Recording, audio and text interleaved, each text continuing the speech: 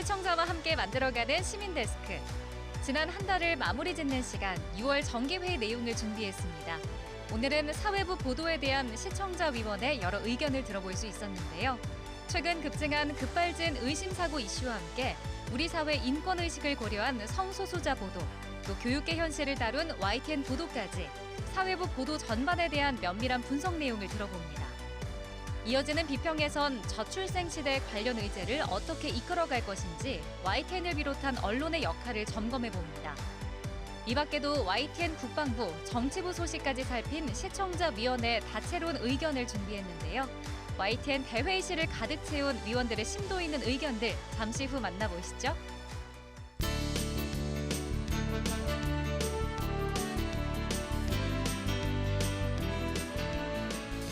한 주 동안 안녕하셨습니까? 김영수입니다. 벌써부터 여름 휴가 계획 짜고 계신 분들 많을 겁니다. 노마스크로 하늘길이 열리면서 해외여행 수요가 급증했다고 합니다. 덩달아 여행 중에 겪는 예상치 못한 사건, 사고까지 증가하는 추세라고 합니다. 여행 국가 정보에 대한 안전 정보 미리 알고 예방하는 것도 중요하겠습니다. YTN이 전하는 해외 안전 여행 정보를 통해서 나라별 상황과 각종 질병 정보, 또 위기 상황 대처 매뉴얼까지 함께 확인해 보시기 바랍니다. 이번 주 시민데스크는 6월 시청자위원회 소식으로 준비했습니다. 지금 바로 만나보시죠.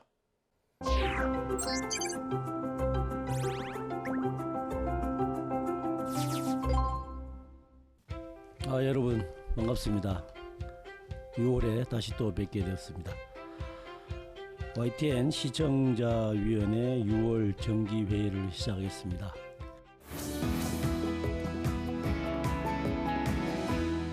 최근 이동관 특보의 아들 학폭 문제가 이슈가 된 적이 있었습니다. 그리고 YTN에서 그 학폭 문제를 처음으로 폭로한 선생님을 인터뷰를 했었습니다. 요즘 언론들은 좀 사실 보도나 팩트 체크와는 관계없이 좀 정파적 이해관계에 따라 보도하는 경우가 많아졌는데, 이동관 특보에 대해서 또 학폭이 아니라고 대변해주는 보도들도 많이 있었습니다. 근데 YTN은 해당 교사와 직접 인터뷰를 통해서 그 사실관계를 명확하게 밝혔습니다. 이슈에 대해서 대응하는 기민하게 대응하는 잘한 보도라고 평가를 합니다.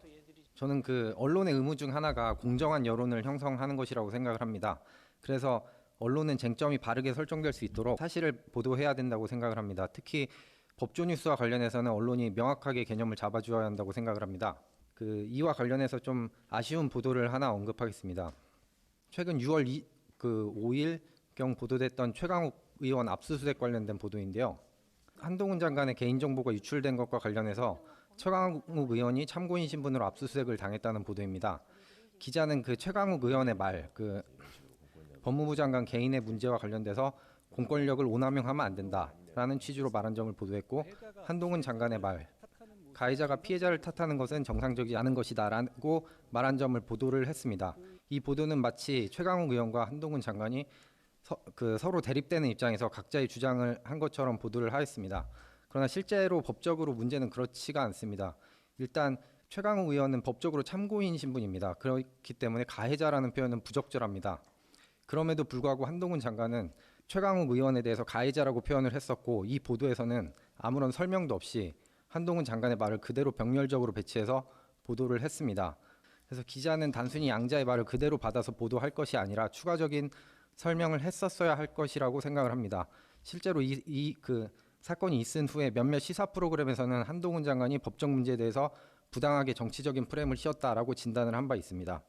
앞으로는 제대로 된 쟁점 설정을 위해서 충분한 보도를 할 수 있도록 노력을 해주시기 바랍니다. 최강욱 의원의 그 압수수색 당시의 법적 지위에 대해서는 저도 그 당시엔 이제 저도 딱 정확히 인식을 못했습니다만, 출연 같은 걸 통해서 소화하긴 했는데, 이걸 스트레이트 형식으로 아마 그날 외에는 이제 이게 더 크게 이제 이슈화가 되지 않는 상황에서 후속 보도 등을 통해서 아마 짚어보는 계기는 좀 부족했던 것 같은데, 그 부분은 좀 앞으로 이런 데 있어서 좀 더 엄밀함을 기할 수 있도록 노력을 하겠습니다. 경북 영양군의 한 축제에서 있었던 그 옛날 과자 가격 논란이 촉발된 이후에 지역 축제의 바가지 요금 논란과 관련된 여러 가지 보도가 있었습니다.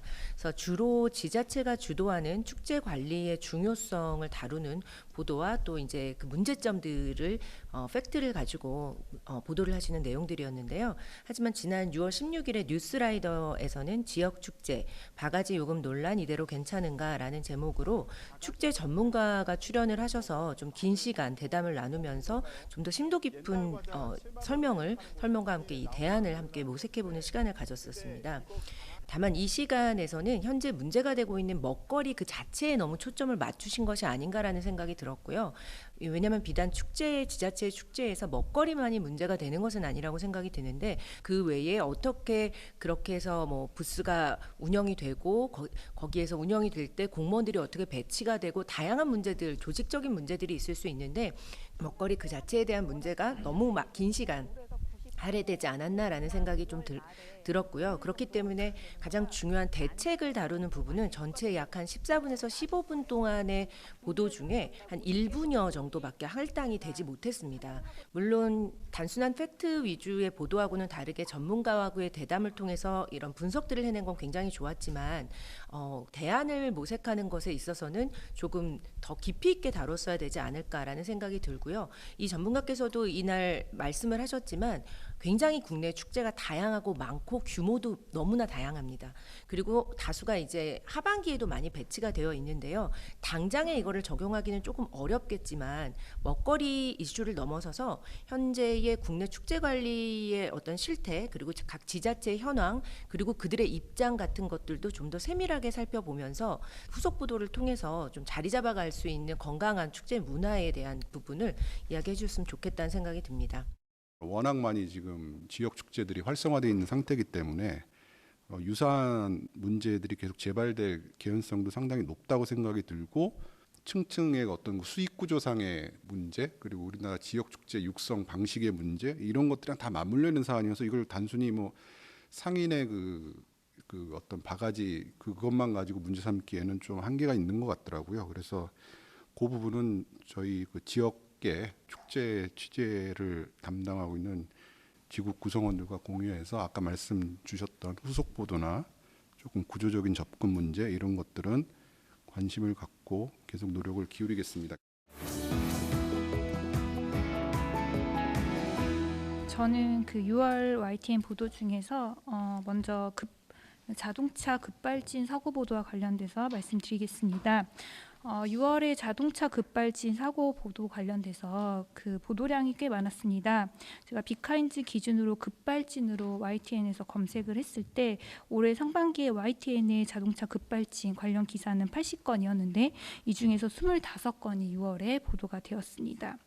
차량 급발진 보도의 경우에는 주로 이 급발진의 사고 상황이라든지 또 사고 원인 이런 부분들에 대해서 이 사고 보도를 중심으로 다루어지는데 5월과 6월에 YTN 보도를 보면은 이 급발진 사고 보도에서 그치지 않고 전문가 대담과 또 영상 보도를 통해서 급발진 사고에서 나타나는 특징과 또 그 대처법을 구체적으로 알려주었습니다. 특히 이제 급발진 사고가 발생을 하게 되면 당연히 운전자는 당황을 할 수밖에 없고 사고 대처에 쉽지는 않겠지만 그래도 이러한 정보들을 이제 그 뉴스에서 지속해서 제공해 주는 것이 이러한 급발진 현상이 발생했을 때 치명상을 줄일 수 있는 그런 사고 대처의 하나의 방법으로서 도움이 될 것 같습니다. 또 6월 6일에는 급발진 인정 영권 소비자가 입증 기울어진 운동장 보도를 통해서 소비자가 차량 결함을 입증해야 하는 이 제조물 책임법의 문제점과 현재 제도상에서 실질적인 차량 결함 입증이 어려운 기술적 한계를 짚어주는 그러한 보도도 있었습니다. 다만 이러한 자동차 급발진 관련된 제조물 책임법의 문제점이 현 제도상에서 자동차 결함 입증과 소비자의 피해에 대해서 보상되기 어려운 부분들에 대해서는 그동안 지속적으로 또 기사를 통해서도 YTN에서도 지속적으로 지적된 바가 있습니다. 물론 이러한 보도들이 좀 계속되어서 여론을 모으고 법 개정의 분위기를 만드는 것은 매우 중요하다고 보이며 다만 좀 실질적으로 이러한 법 개정이 좀 이루어질 수 있도록 이러한 법을 만드는 정부 부처와 국회가 관련 제도를 개선할 수 있도록 정부가 관련 제도를 지금 현재 어떻게 다루고 있는지, 또한 향후 개선의 의지가 있는지, 이러한 부분들에 대한 취재와 또 제조물 책임법이 지금 현재 국회에서 논의해서 그치고 있는데, 이러한 부분들에 대해서 왜 논의해서 그치고 있고 실질적으로 통과되기 위해서는 어떻게 돼야 되는지에 대한 부분들이 좀 구체적으로 이어질 수 있었으면 좋겠다라는 생각이 들었습니다. 6월 19일 날 이제 전기차 급발진이 이제 흔한 사례가 아닌데 마침 저희가 제보를 받아서 단독으로 보도를 했고, 마침 오늘 국회 정무위 소위에서도 아마 이 관련법이 오늘 논의가 되는데, 제조물 책임법상에 이게 좀 빠져 있는 부분이 있어서 향후에 이제 전기차 보급이 늘어나면서 이 부분이 커다란 뭐 문제가 될 수 있다. 물론 그 전에도 있었습니다만, 그래서 그런 건 저희도 문제의식을 갖고 있고, 이제 정치부나 경제부든 사회부든 해서 이 사안의 뭐 중요성은 공유하고 계속 노력을 기울여 나가겠습니다. 간호장교 이야기가 기사화된 것은 5월 18일 날 베타뉴스라고 하는 인터넷 매체에서 이 간호장교와 관련된 그 기사를 이제 단독이라고 기사를 냈습니다.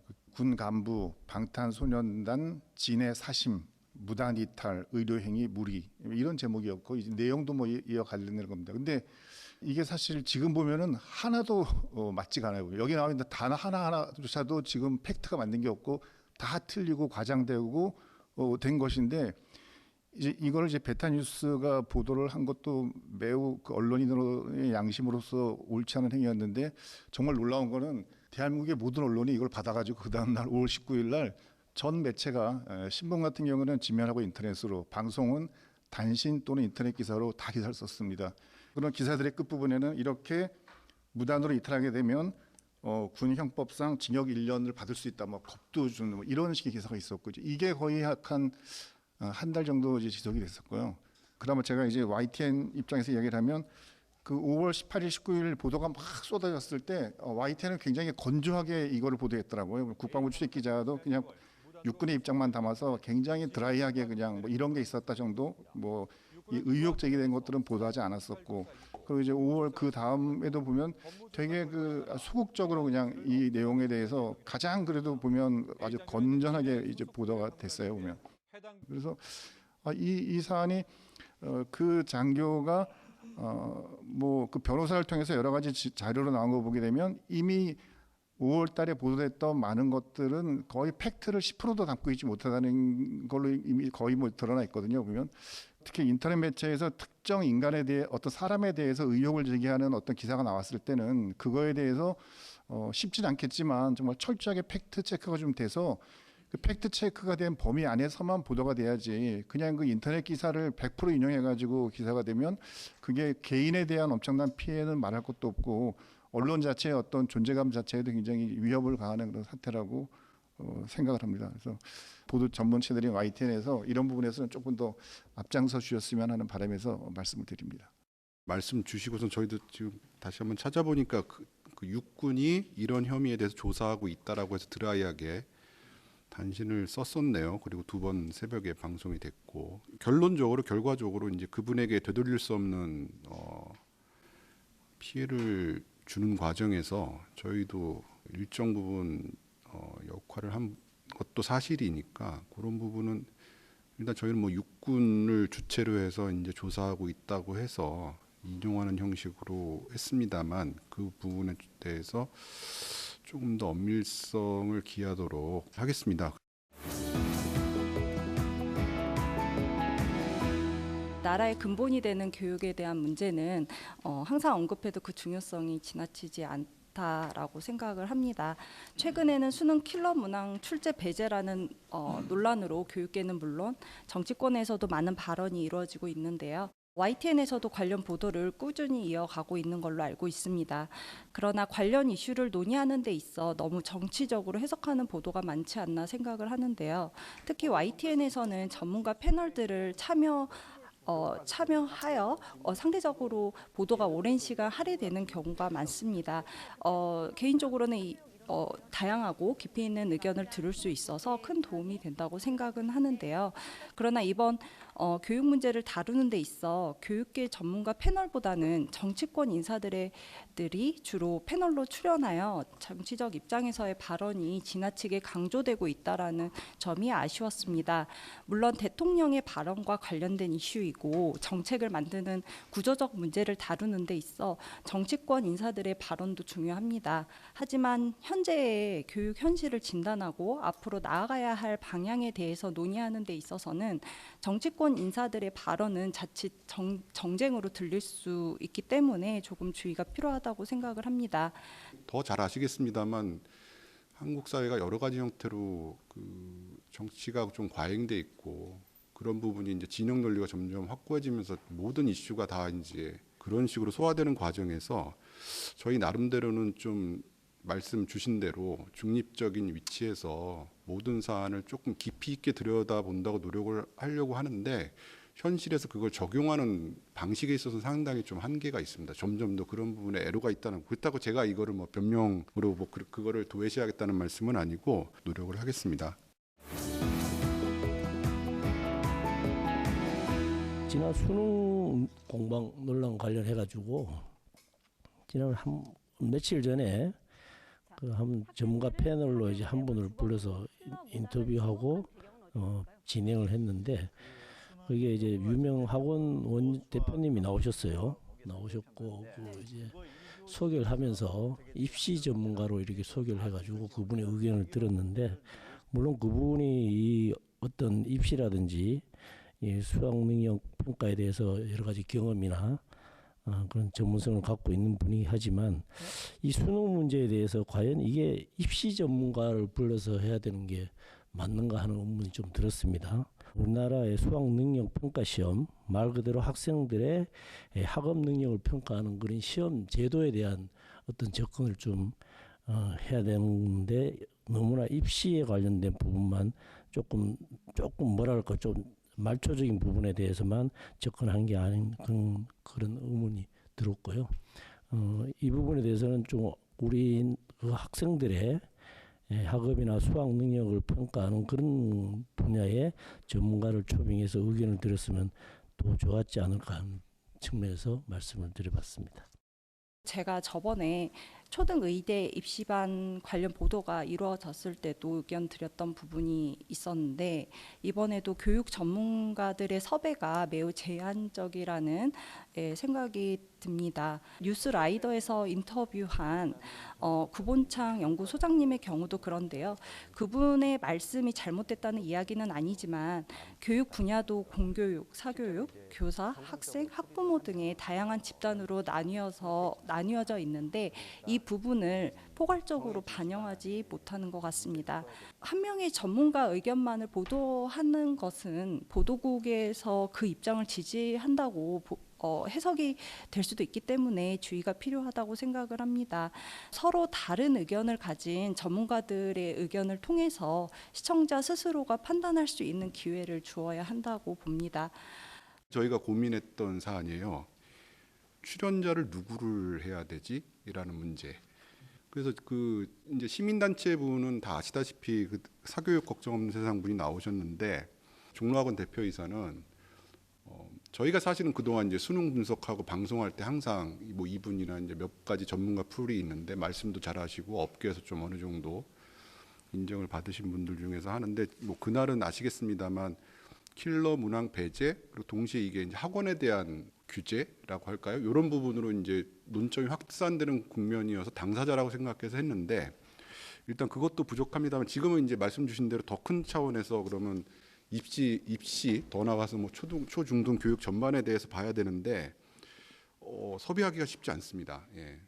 근본적인 문제에 대한 접근, 고민 그리고 그것을 적어도 저희가 해법까지는 제시하지 못하더라도 고민의 단초를 제공할 수 있는 보도들 이런 부분들의 중요성은 충분히 인지하고 있는데 다만 이런 에러들이 있다는 말씀을 드리는 거고 계속 그건 노력을 하겠습니다.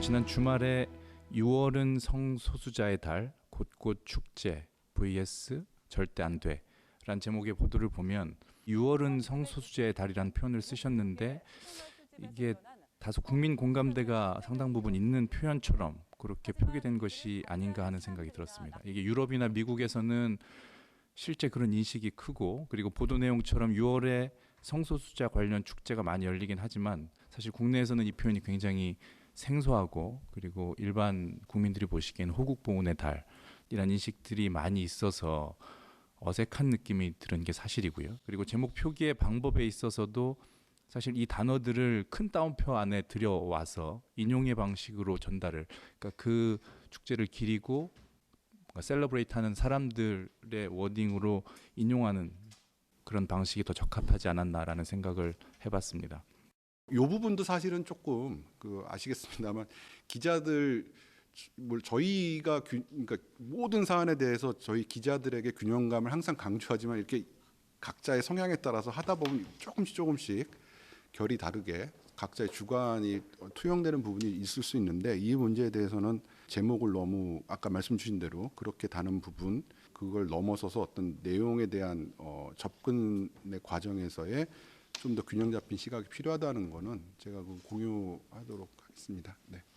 다른 하나는 5월 30일에 자막 뉴스로 내보내신 건인데 제목을 단순 성관계도 우간다 반동성애법에 모두가 경악 이렇게 정하셨습니다. 이 보도의 내용은 아마 많이들 보셨을 텐데 우간다 대통령이 에이즈에 걸린 동성애자가 성행위를 하거나 미성년자를 대상으로 하는 이른바 악질 동성애 성관계를 할 경우에 최대 사형에 처해질 수 있다라는 법안에 서명했다는 내용이 이제 골자인데 그러면서 단순한 동성 성관계도 중형에 처할 수 있다라는 내용이 있었고 이 부분을 제목으로 뽑으셨던 것으로 이해를 합니다. 취지는 악질 동성애 성관계와 대비되는 표현으로 단순 성관계라는 이렇게 단어를 뽑으셨던 것 같은데 좀 대비 효과를 누리시기 위해서 처벌 양형이 지나치다라는 걸 사형까지 연관된 문제니까 그런 강조하려다 보니까 이런 부분을 좀 강구한 게 아닌가라는 생각이 좀 들었습니다. 이게 저희 자막 뉴스는 이제 저희가 별도로 기사를 쓰거나 이런 게 아니라 이제 보도국에서 올라온 리포트를 말 그대로 기자 오디오를 그대로 자막화하고 별도의 이제 썸네일 제목을 저희가 이제 별도로 뽑아서 그 썸네일을 보고 조회수를 높이는 그런 건데 이거 같은 경우는 이제 그 리포트 표현을 인용을 하면서 리포트 안에 기사 안에는 단순한 동성 성관계 이렇게 돼 있는데 동성을 뺐더라고요 이제 저희 제목에는. 그래서 단순한 성관계에서 이거는 왜곡이 맞는 것 같고 그래서 저는 미처 제가 살펴보지 못했는데 이거는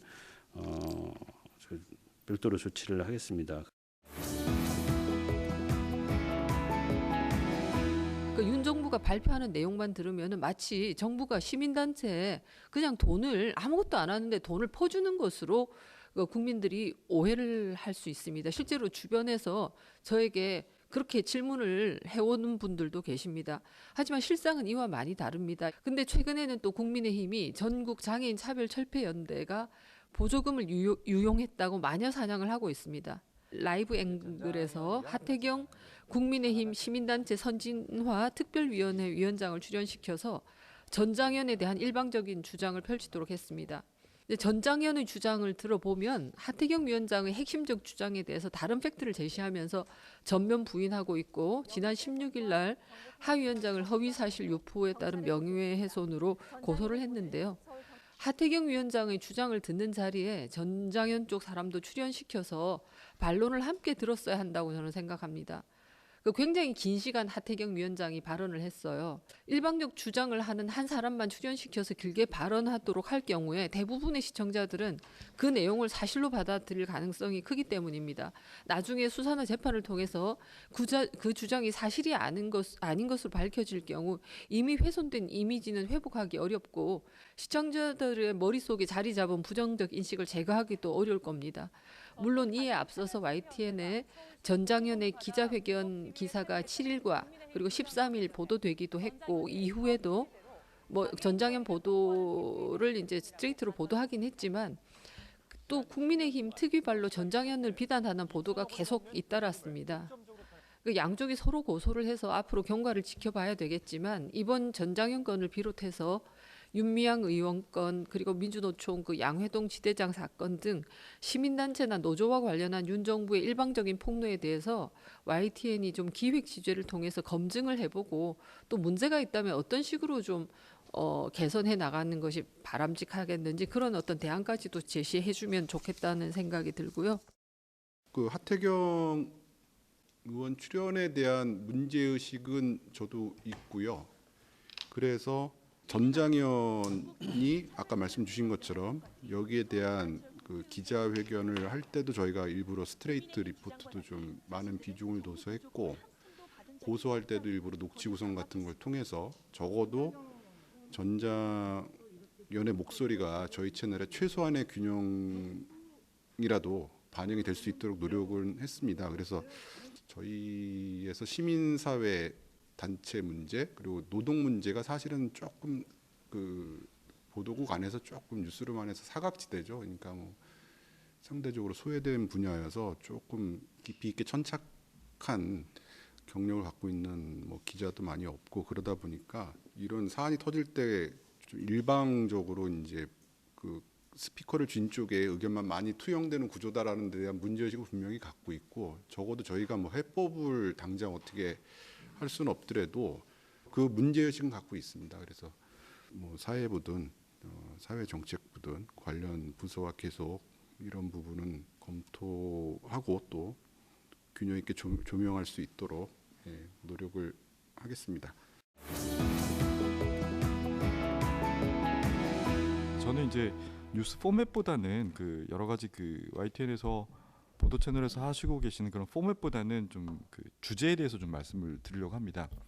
제가 어쩌다 보니 이제 우주센터를 왔다 갔다 하다 보면은 그 고흥이라는 데를 이제 자주 갈 수밖에 없는 상황이고, 몇 번 뉴스에도 나왔지만 고흥이라는 데가 인구 소멸 우리나라에서 제 첫 번째로 될 지역이라고 얘기를 많이 하고 있습니다. 마침 또 그 관련해 가지고 전체적인 문제인데 5월 17일 날 이제 데이비드 콜먼 교수죠, 옥스퍼드 그 명예 교수가 와서 저출산에 대해서 이제 2750년에는 대한민국이라는 나라가 소멸할 것이다.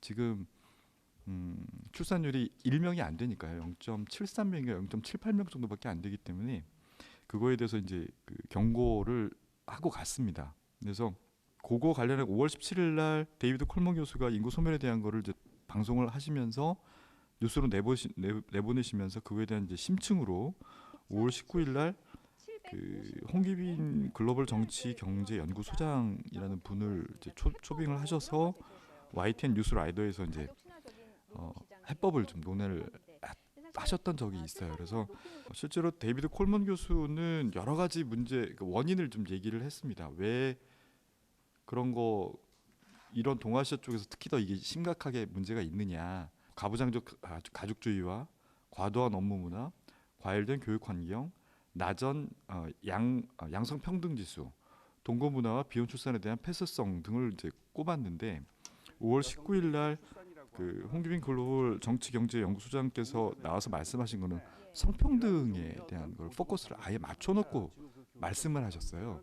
성평등만을 얘기한 거는 제가 생각하기에는 아마 굉장히 짧은 시간이기 때문에 하나에만 국한을 내서 하신 것 같고, 추후에는 이거에 대해서 이제 각각의 아이템별로 이러한 그 간단하게 2, 3분이라도 좋으니까 패널 형식으로 전문가들을 이렇게 초빙을 하셔서 우리나라 사회 전반적인, 제가 생각하기에는 이 저출산 문제는 우리나라의 모든 사회적인 오류들이나 이런 것들이 한꺼번에 모아가지고 발생한 거라고 생각을 하거든요.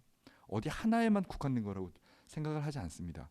일단 뭐 교육비가 너무 많이 들어가니까 애들이 많이 늘어나면 당연히 교육비가 엄청나게 증가를 해야 되는 거고, 뭐 그런 이유도 있고, 또 우리나라 뭐 기업 문화에서는 여성이 이제 출산을 하고 들어오면 경력 단절의 문제들도 있고 상당히 많은 문제들이 여기 엮여 있기 때문에 그런 것들에 대해서 좀 차분히 하나씩 케이스 바이 케이스로 좀 설명을 해서 좀 기획처럼 이렇게 해주시는 게 어떨까 하는 바람입니다. 그 부분에 대해서 아마 이론의 여지가 없을 것 같습니다. 그 저출생 문제가 한국 사회의 지금 가장 큰 난제고, 이 문제에 적절한 해법을 찾지 못하면 표현이 좀 거칩니다만 아까 말씀 주신 것처럼 비극적인 미래를 맞이하게 될 거라는 건 다 하는 거고, 또 저출생 문제가 이제 한국 사회 수십 년간 어떤 구조적 모순이라 할까요? 이런 게 응집된 사안이고, 말씀 주신 것처럼 그런 제안을 해서 조금 더 적어도 다양한 해법을 이 분야에 관련된 분야의 전문가들을 통해서 들어보는 수 있는 기획 같은 거는 고민을 해보겠습니다. 네, 감사합니다. 그럼 YTN 시청자위원회 6월 정기회의 여기서 마치겠습니다. 모두 수고하셨습니다.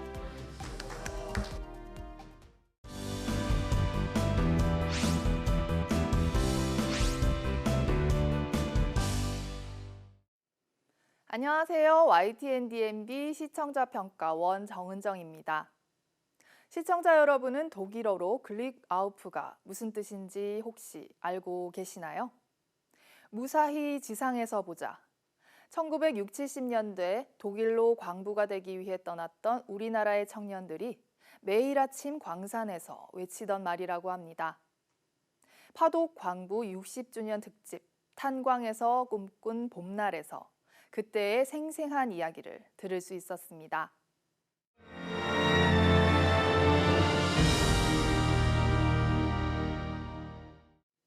탄광에서 꿈꾼 봄날은 독일 서부 옛 공업도시 에센에서 있었던 파독 광부 60주년 기념식을 찾아 60년 전 독일로 떠나 광부로 살았던 사람들의 발자취를 살펴보고 세 분의 파독 광부들을 만나 그 시절 이야기를 직접 자세하게 인터뷰했습니다. 1963년 광부가 되기 위해 처음 독일 땅을 밟은 이래 1977년까지 총 7,936명이 광부로 독일 탄광에서 일했다고 합니다.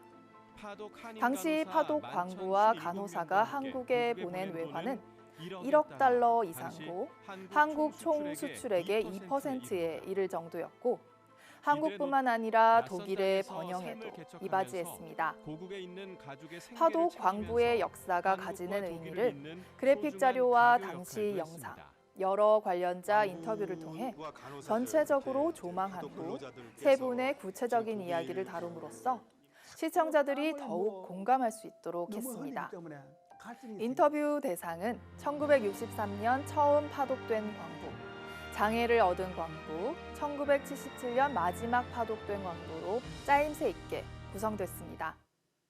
일진으로 파독된 광부 유한석 씨가 갈증이 심해 탄광의 기계에 뿌리는 물을 마시기도 했다는 경험을 이야기할 때 해당 기계가 작동하는 탄광의 옛 영상을 함께 볼 수 있어 당시의 모습이 무척 생생하게 그려졌습니다.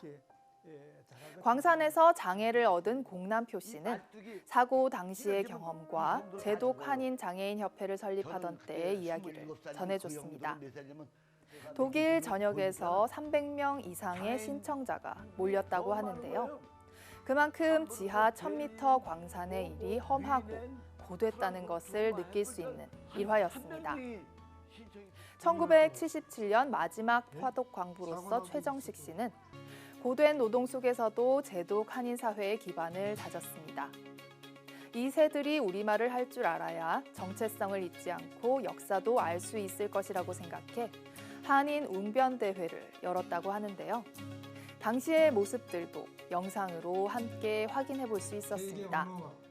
저마다의 사연 속에 녹아있는 파독 광부들의 삶의 발자취는 개인이 가진 사진과 당시 영상 등을 통해 더욱 풍성하게 재구성됐습니다.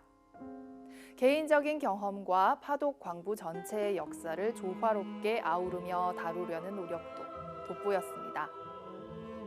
파독 광부 60주년 특집 탄광에서 꿈꾼 봄날은 파독 광부들의 실제 경험담을 중심으로 구성해 보다 더 살아있는 이야기로 다가왔습니다.